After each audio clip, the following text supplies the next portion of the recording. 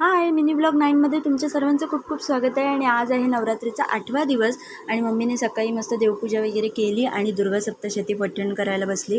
आणि माझाच एक ड्रेस शिवायचा बाकी राहिला सगळ्या घाई गडबडीमध्ये, तो मोरपंखी कलरचा. कालच मम्मीने कटिंग करून दिला आणि आता मी फायनली स्टिचिंग करते, कारण मला संध्याकाळी घालायचं आहे.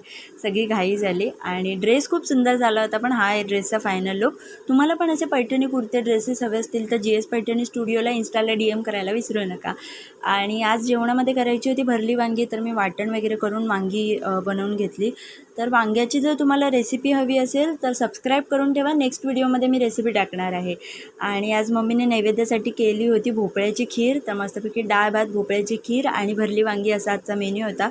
खूप छान आणि पोटभर मी जेवून घेतला. आणि मग नंतर संध्याकाळी 4 वाजता परत मम्मी पठणाला बसली आणि मी ब्लॉग एडिटिंग करेपर्यंत खूप जोरदार पाऊस आलेला होता. तर मी नंतर रेडी वगैरे झाली, मस्तपैकी फोटोशूट केलं.